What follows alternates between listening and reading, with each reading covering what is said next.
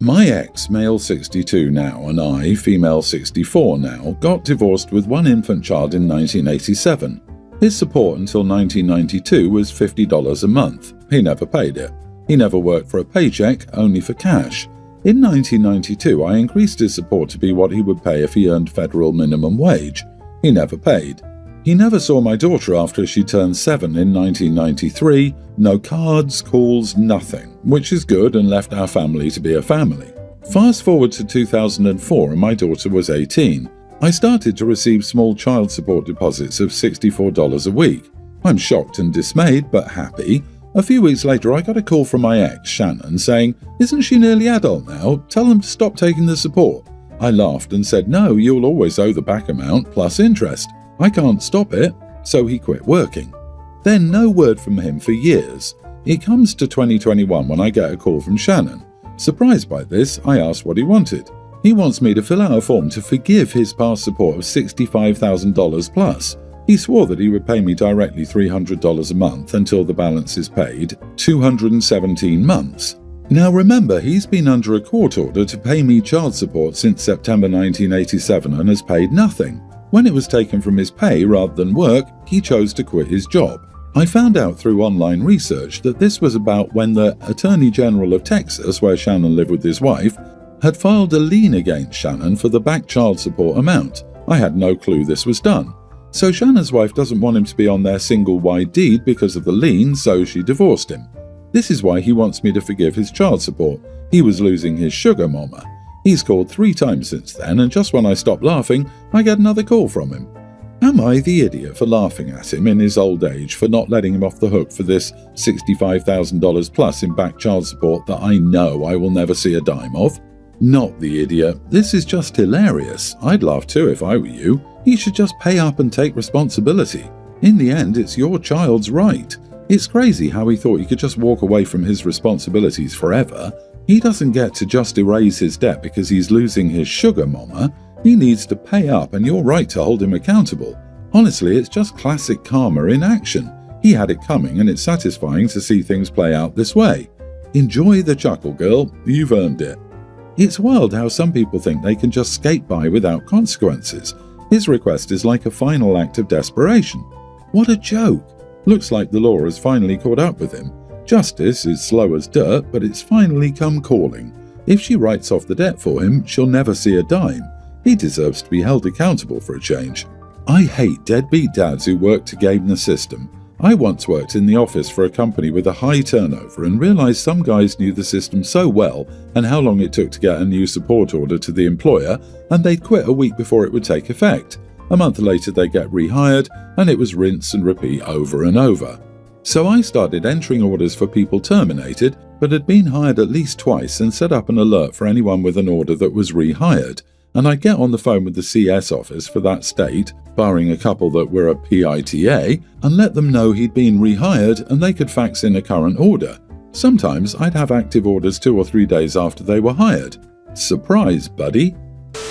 I've known Kate, 23 female, who was supposed to be my maid of honor since 7th grade. When we were in 11th grade, she started having some complications with her home life, and she moved in with me, my parents, my younger sister, and my older brother whenever he was home from college for the rest of high school. One of my parents' only big rules was that we weren't allowed to have significant others over at the house without their permission. Kate was always pretty quiet and followed the rules, so imagine my surprise when I walked into Kate's makeshift room to get my charger and found my brother asleep in her bed with her. I probably overreacted just a little because I woke them up and told them they needed to rethink this situation. I said if our parents found out, they'd probably kick Kate out, and if anything happened between them, it could ruin Kate's relationship with my whole family. Kate promised she'd be careful and not let anything jeopardize our friendship. They didn't get caught and told my parents once Kate finally graduated. All seemed okay. Kate and my brother, 25, dated on and off throughout the rest of her high school experience and part of the way through college.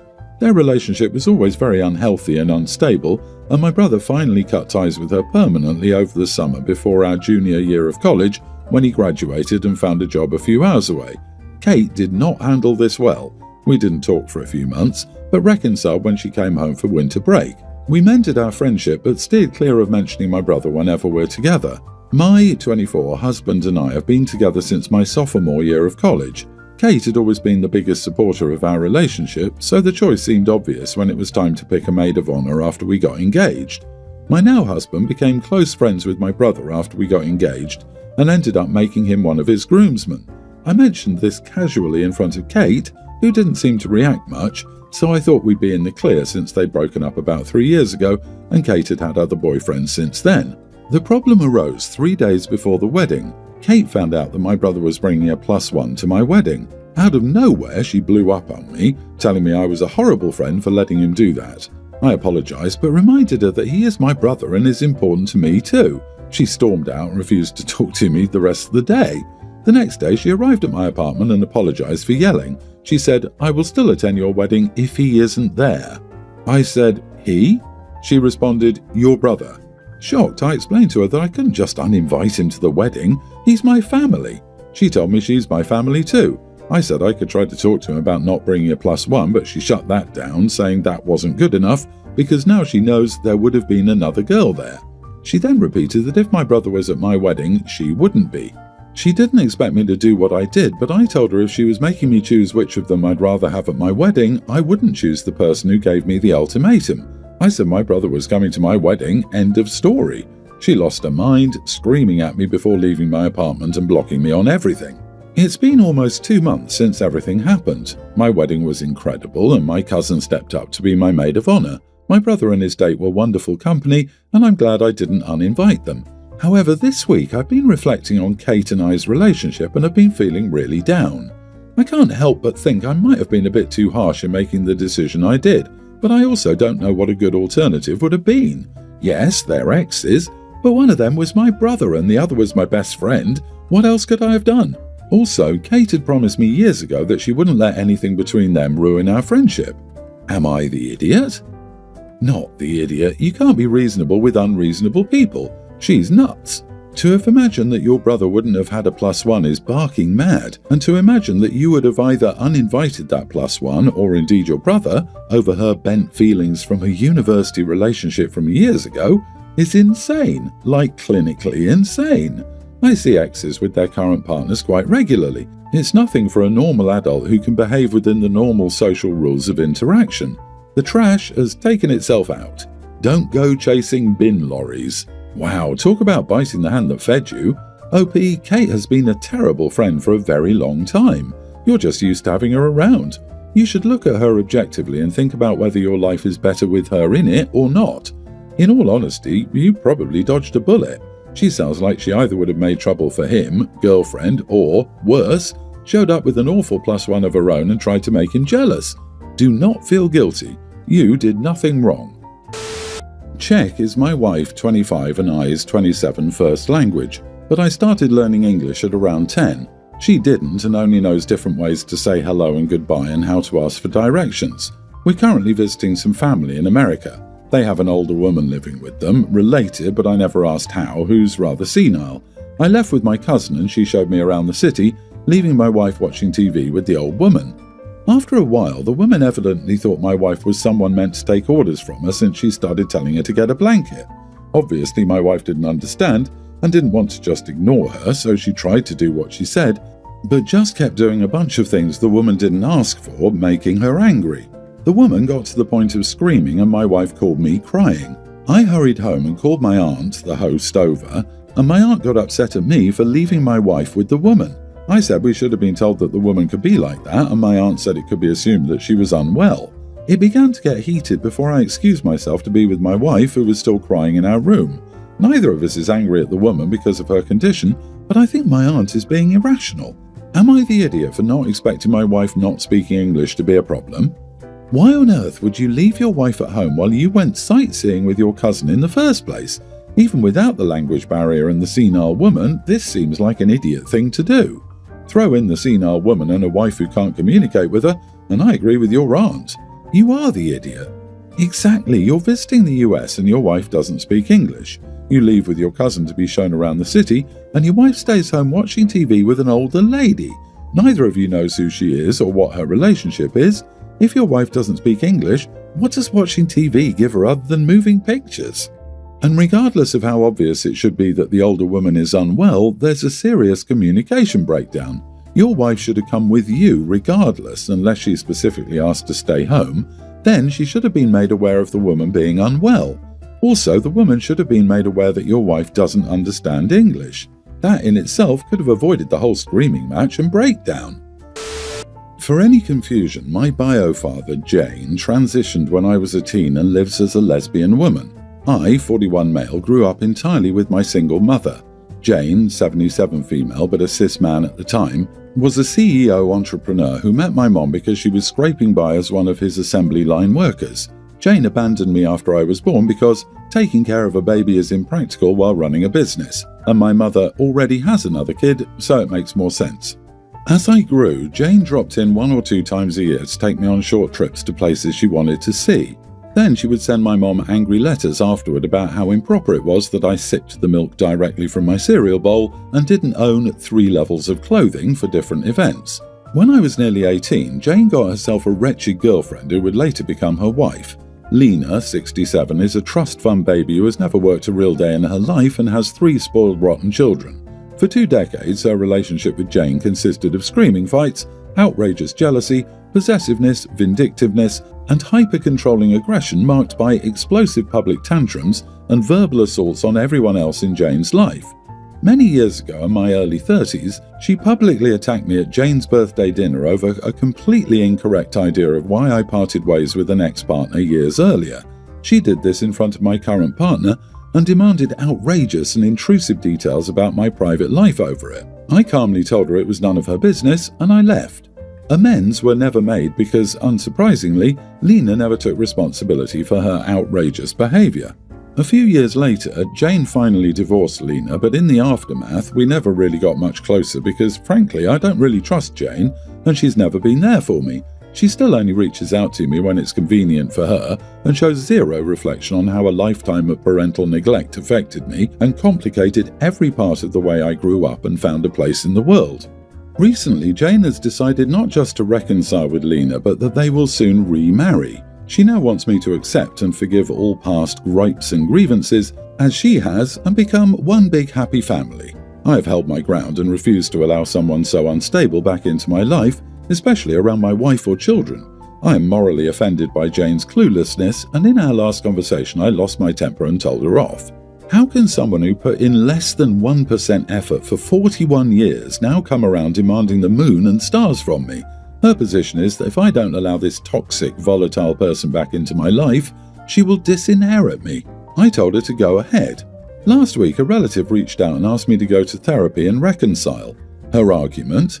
The holidays are coming and it's inconvenient that we're estranged. I'm at my wit's end here. Am I the idiot for refusing an impossible demand from my fair weather bio dad? Not the idiot. Jane was barely there when you needed her and now expects you to just forgive everything on her terms without taking any real responsibility for the past. You have every right to keep your distance from someone who essentially abandoned you, never made any amends, and wants to bring a toxic person back into your life.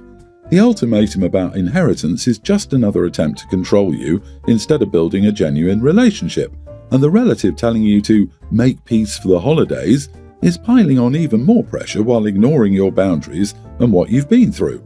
LOL, because holidays are so much better with screaming fights, outrageous jealousy, possessiveness, and vindictiveness.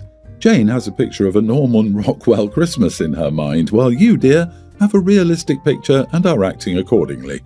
Hey now, it's not a holiday until the Christmas tree is on fire. OP could do pretend reconciliation but not involve family or kids. Make amends with Jane just enough to get in the will and nothing more, because Jane, according to my way of thinking, owes OP something for all the dirty dealings throughout life, and I can get behind fakeness just for money in some cases. But frankly, I'm surprised at OP even questioning a relationship with Jane, because Jane seems to have burned bridges from the earliest days of OP's life. My dad got a real deal for a resort through his supplier. He's offered to pay for us all to come along. We only have to pay for our flights to and from home. I found cheap flights. It has a layover and is still pricey for me since I don't make much, but I figure it's worth it for an otherwise all expenses paid vacation. I sent the others links to the same flight in case they wanted the deal. Except for my stepsister, Nikki, they're all in better financial positions, so they're all splurging on direct flights and getting better seats. Since Nikki can't afford that either, she's booking my flight. The problem is, it will cost her more because she has 2 babies. They're young enough to ride in a lap, but since she has 2, the airline says she needs to buy another seat. Nikki can't afford to buy another seat, so she wants me to fly with one of her babies in my lap. I just don't think I could handle that for that long. They're both wriggly, and I somehow doubt they're going to settle down and sleep the whole time. It's not a short flight either, and I already get a little nervous while travelling. I'd rather be able to just relax and close my eyes on the plane ride and not get overloaded. If I don't do it, my sister won't be able to come on the trip. She really wants to come on the trip though. She hasn't gotten to travel much and probably won't get to for a while either. Not the idiot. It's not your job to be a free babysitter at 30,000 feet. Flying with babies is hard work. Even parents struggle with their own kids on planes. Your stepsister wants a free solution to her problem by making you uncomfortable. Maybe the family can chip in for that extra seat instead. Yeah, 10 hours of flying plus the layover plus dealing with getting around the airport, etc. with a baby. It all sounds like a nightmare. And you know you would have to help with all of that, not just sitting with it on your lap. She chose to have kids. This is her responsibility. If others give you crap about it, tell them to volunteer to help. Just because she chose to fly on your flight doesn't mean you are responsible for this in any way. You are the idiot. Honestly, she asked for help. She didn't demand or try to guilt trip from what you wrote. If she did, then she be the idiot. I helped my friend fly her 2 kids. We were going to the same place, but we had different vacation plans. She matched my flight dates. I held one in my lap. She was fussy, but I didn't mind because I knew she would never be able to fly otherwise. Plus, we switched kids when one got fussy and she took that one. So that worked out. I also did it return. It was a one-time deal. I told her this was it. She was thankful and never asked again. You could do your sister a favour, but you don't really want to help. Not seeing much love in your family. It doesn't seem you want your stepsister to go on this trip.